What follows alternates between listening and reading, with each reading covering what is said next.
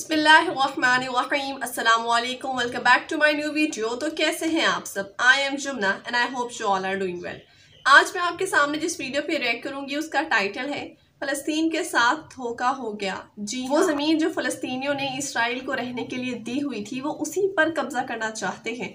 Israel कोई अलहदा से मुल्क नहीं है बल्कि वो फ़लस्तीन की सरजमीन पर ही एक मौजूद हिस्सा है, इसके अलावा कुछ भी नहीं है।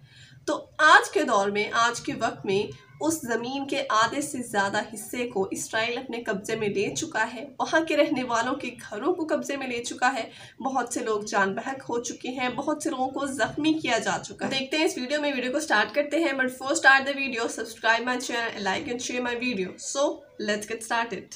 नमस्कार दोस्तों, भारत पहले फिलिस्तीन के साथ था। भारत का बिल्कुल क्लियर स्टैंड था कि जमीन छीनने वाले इजराइल के साथ भारत किसी भी हाल में खड़ा नहीं होगा। अटल का दौर बदला और भारत भी बदल गया।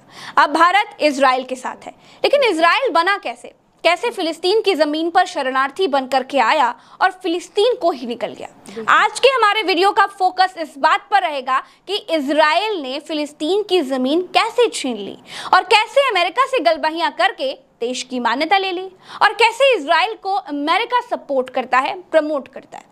तो दोस्तों बिल्कुल शुरू से शुरू करते हैं जिससे पूरी बात आपको एकदम आराम से समझ में आ जाए। दोस्तों भूमध्य सागर और जॉर्डन नदी के बीच पड़ने वाले फिलिस्तीन को यहूदी, मुसलमान और ईसाई तीनों धर्म के लोग अपनी पवित्र जगह मानते हैं। इस इलाके पर ऑटोमन साम्राज्य का कब्जा था। ऑटोमन साम्राज्य ने 4 सदी से भी ज्यादा लंबे वक्त तक फिलिस्तीन पर राज किया। 19वीं सदी के आखिर में यूरोप से फिलिस्तीन में यहूदियों का पलायन शुरू हुआ। इसे पहला आलिया कहा गया। आलिया यहूदियों के दूसरे देशों से पलायन को कहा जाता है। यह पलायन साल 1881 में यूरोप में हो रहे नरसंहार से बचने के लिए हुआ था। इसके बाद 1904 से 1914 के बीच दूसरा आलिया यानी पलायन शुरू हो गया और यह पलायन भी नरसंहार से बचने के लिए हुआ था। हजारों की संख्या में यहूदी फिलिस्तीन में आकर के बसने लगे। इस बीच यानी 1904 से 1914 के बीच ही चाइम वाइजमैन नाम का एक केमिस्ट और ब्रिटेन में यहूदियों का बड़ा लीडर पहली बार फिलिस्तीन जाता है। ये वहां के जाफा इलाके में एक कंपनी बनाता है जिससे फिलिस्तीन में इजराइल की नींव पड़ती है। इसके 3 साल के भीतर एक यहूदी नेशनल फंड बनाया जाता है जिससे फिलिस्तीन में यहूदियों की कॉलोनी बसाने के लिए जमीन खरीदी जाती है। इसके बाद मिर्ज बन आमेर में 60,000 फिलिस्तीनियों को अपना घर छोड़ने के लिए मजबूर किया जाता है। विरोध के बावजूद सालों तक फिलिस्तीन में यहूदियों की एंट्री का सिलसिला जारी रहता है। 20वीं सदी की शुरुआत में जब यहूदियों का पलायन तेज हुआ तो 1909 में पहले यहूदी शहर तेल अवीव की स्थापना हुई। इन सब के बीच ही पहला विश्व युद्ध भी शुरू हो गया। विश्व युद्ध चल ही रहा था कि उस दौरान 1917 में ब्रिटेन में विदेश सचिव आर्थर बॉलफोर्ड ने ब्रिटेन के एक यहूदी नेता लॉर्ड रॉथस्चाइल्ड को एक चिट्ठी लिखी। इसे बॉलफोर्ड डिक्लेरेशन के नाम से जाना जाता है। अब इस चिट्ठी में बॉलफोर्ड ने यहूदियों को फिलिस्तीन में राष्ट्रीय घर देने की बात मान ली थी। इसके साथ ही फिलिस्तीन इलाके में यहूदी राज्य की बड़े स्तर पर नींव पड़ गई थी। पहले विश्व युद्ध के बाद ऑटोमन साम्राज्य का पतन हो गया। फिर ब्रिटेन और फ्रांस ने मिलकर के खाड़ी देशों का बंटवारा कर लिया। सीरिया पर फ्रांस ने कब्जा कर लिया, इराक और फिलिस्तीन पर ब्रिटेन का कब्जा हो गया। ये सब कुछ लीग ऑफ नेशंस की देखरेख में हुआ।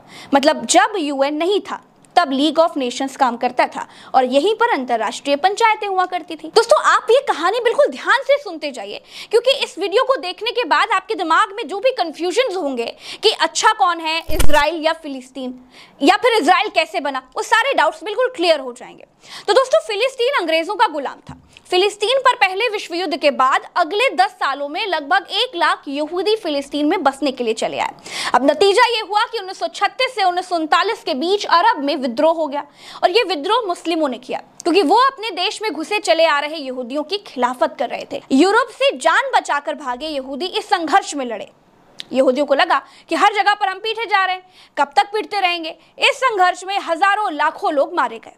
आखिरकार 1939 में ब्रिटेन ने फिलिस्तीन में यहूदियों के आने पर रोक लगा दी। इसी बीच दूसरा विश्व युद्ध भी शुरू हो गया। दूसरे विश्व युद्ध में यहूदियों के खिलाफ जमकर अत्याचार हुए। चुन चुन कर यहूदियों को मारा जाने लगा। यह अत्याचार हिटलर की नाजी सेना कर रही थी। हिटलर की नाजी सेना से बचने के लिए यहूदियों ने फिर भागना तो शुरू किया, लेकिन दुनिया के बाकी मुल्क उन्हें अपने यहाँ शरण देने से बच रहे थे। फिर जगह कहाँ मिली जानते हैं? फिर जगह मिली फिलिस्तीन में। जब ये सब कुछ हो रहा था तब गुपचुप तरीके से एक आलिया भट्ट नाम से एक आंदोलन भी चल रहा था। इसके जरिए यहूदियों को गुपचुप तरीके से फिलिस्तीन में बसाया जाने लगा। एक अनुमान के मुताबिक दूसरे विश्व युद्ध के आखिर तक फिलिस्तीन में यहूदियों की आबादी 30% से ज्यादा हो गई थी। अलग यहूदी राष्ट्र की मांग होने लगी।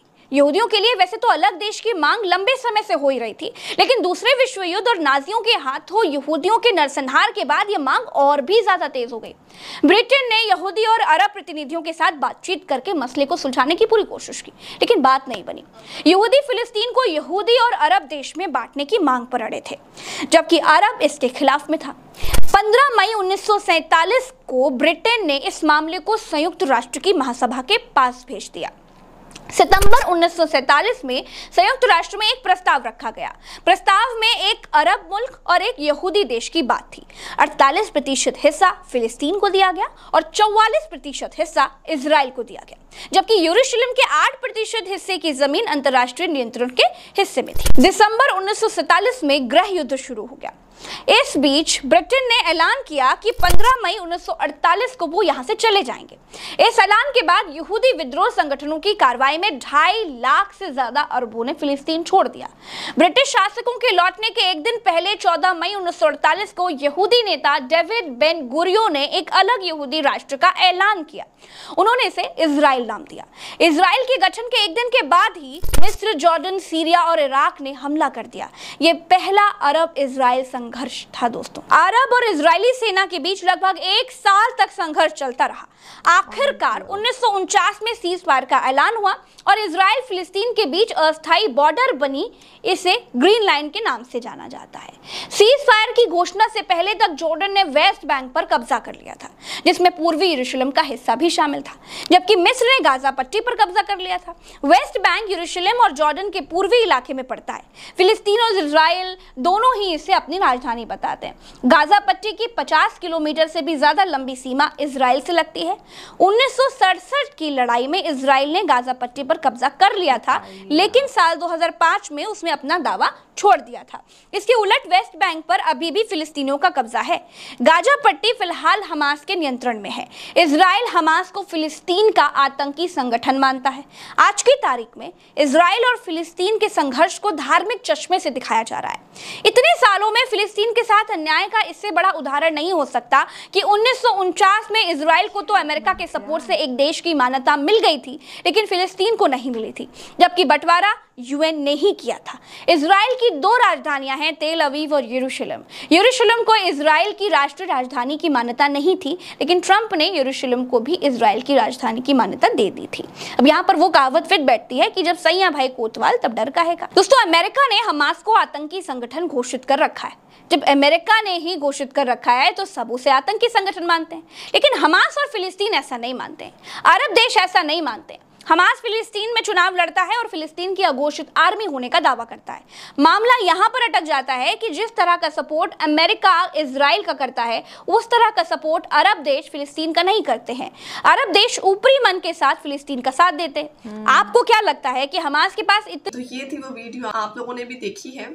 इसमें सिंपली तौर पे ये बताया गया है कि फ़लस्तीनियों की जो ज़मीन थी वो इस वक्त ज़्यादा जो है वो इजराइलियों के पास जा चुके हैं। क्यों? क्योंकि हमले इतने हो चुके हैं, कब्जे इतने करना शुरू कर दिए हैं। आज जो 1940 से तकलीफ़ें सहते आ रहे थे, उनको जुल्म व तशद्दुद का शिकार रखा हुआ था, उससे बचने के लिए उन सब तकलीफ नज़र रखते हुए उन्होंने ये हमला किया है और जिसके नतीजे में फ़लस्तीनियों ने अपने बहुत से मासूम मुसलमानों की जान गंवा दी है। तो आप लोग इस बारे में क्या रिव्यूज़ रखते हैं? कमेंट सेक्शन में लास्ट में बहुत सारा ख्याल रखें। फ़लस्तीन के लिए दुआ करें, उनके लिए दुआ करें कि जिस तरह के हालात उनके बने हुए हैं, या तो अल्लाह उनको फ़तह दे दे या इजराइलियों को शिकस्त फाश कर दे। आमीन या रब्बुल आलमीन। इस तरह की वीडियोज़ अगर आप लोग देखना चाहते हैं तो मेरे चैनल को सब्सक्राइब करें। मिलते हैं नेक्स्ट वीडियो में, तब तक के लिए अल्लाह हाफ़िज़।